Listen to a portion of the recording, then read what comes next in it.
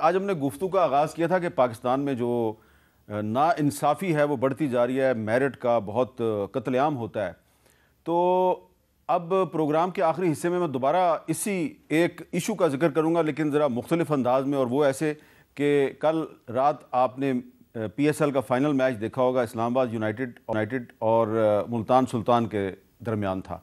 तो इसमें जो मैन ऑफ द मैच थे अमाद वसीम साहब, जिनको कि इस वक्त पाकिस्तान का बच्चा बच्चा जानता है।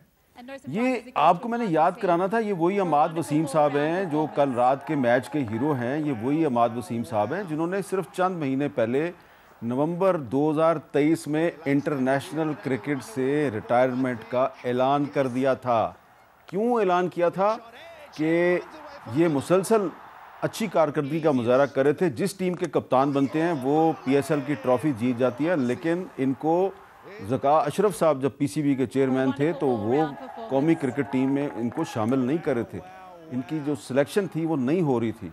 और फिर इनको जो पाकिस्तान से बाहर जो टूर्नामेंट्स हो रहे थे, ऑस्ट्रेलिया में एक टूर्नामेंट हो रहा था, वहाँ पे भी इनको इजाज़त नहीं थी कि वहाँ पे भी जाके खेलें। तो इन्होंने इंटरनेशनल क्रिकेट से रिटायरमेंट का ऐलान कर दिया।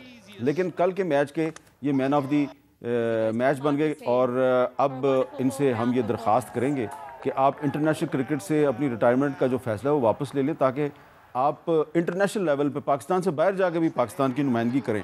ये मैंने मिसाल इसलिए दी है इरफान सिद्दीकी साहब कि ये जो मेरिट का कत्लेआम है ये पे हो रहा है इस वक्त, और क्रिकेट में भी हो रहा है। मीर साहब ऐसे है, ये बच्चे जिसका जिक्र कर रहे हैं आप, हम्माद का, ये न सिर्फ कल के मैच का बल्कि 3 मैचेस में मैन ऑफ द मैच रहे हैं इसी टूर्नामेंट में।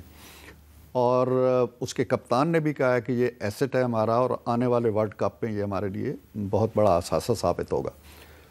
बात यही है कि मेरिट जो है उसकी आप हौसला शिकनी जब करेंगे और उसको अपनी राइट प्लेस पे आने नहीं देंगे, ये सिर्फ एक शोबे का जिक्र नहीं है, सहाफ़त में भी है, सियासत के अंदर तो बदरजा उत्तम है।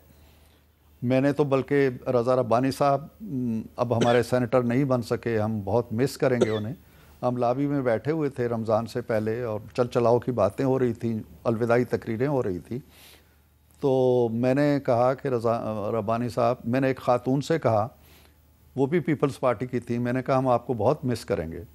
तो वो कहने लगी आप मिस नहीं करेंगे, मैं दोबारा आ रही हूँ। वो नहीं आ सकी। अच्छा, रज़ा रब्बानी साहब को मैंने कहा हम आपको बहुत मिस करेंगे, तो वो सिर्फ हंसती है। उन्हें पता था कि मैंने नहीं आना। तो मैंने कहा कि आपके आने का आप कहें भी तो मुझे पता है आप नहीं आ सकते। कहने लगे क्यों? मैं कहा देखो, ये मैं जो बात आपने कही है और कहानी सुनाई, मैं कि देखें अहलियत हमारे इस दौर में सबसे बड़ी नाअहलियत बन गई। ओहो, बहुत अच्छी बात। तो अहल आदमी जो है ना, एक काम के लिए एक अहल आदमी को आप ठुड्डा मार के एक तरफ कर देते हैं और किसी चहेते को बैठा देते हैं, यही क्रिकेट में हो रहा है। अच्छा, अब मेरा वक्त खत्म हो रहा है। आप इत्तेफाक करते हैं इस बात से कि अमाद वसीम को अपनी रिटायरमेंट वापस लेनी चाहिए?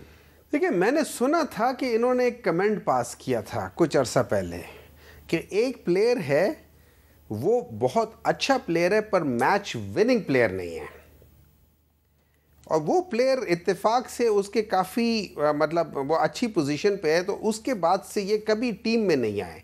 और यही वजह, ये नेपोटिज्म जो है ना पाकिस्तान के अंदर, दुनिया के अंदर, पाकिस्तान के अंदर खास हो रहा है। चाहे आप पॉलिटिकल मेरिट की बात करें, जैसे अभी इरफान सिद्दीकी साहब बात करें, चाहे आप किसी जॉब की बात करें, ये पाकिस्तान में इस तरह है कि देखिए, एक फल है ना, मैं चोरी करने आता हूँ, एक फलदार दरख्त है, मैं उससे फल चोरी करूंगा, अगले साल ये फिर फल देगा। लेकिन जो नॉन मैरिट वाला बंदा है ना, वो उस माली की तरह है जिसको पता ही नहीं है इस दरख्त का ख्याल कैसे रखना है, उसकी जड़ों में वो डाल देता है दीमक, उसकी वजह से वो दरख्त फल देना बंद कर देता है। ठीक है, that is how dangerous nepotism is. बिल्कुल ठीक है। आप दोनों का बहुत बहुत शुक्रिया। और मैं 2 जो बातें हैं इस प्रोग्राम में हुई हैं उनको दोहराता हूँ कि कश्मीर के इलाके में जो एक गरीब स्कूल टीचर मारा गया, अल्लाह रखियो नंदवानी, उसको इंसाफ मिलना चाहिए। और दूसरी अपील है अमाद वसीम साहब से कि इंटरनेशनल क्रिकेट से अपनी रिटायरमेंट का फ़ैसला वापस लें। पाकिस्तान की क्रिकेट को अभी आपकी बहुत ज़रूरत है।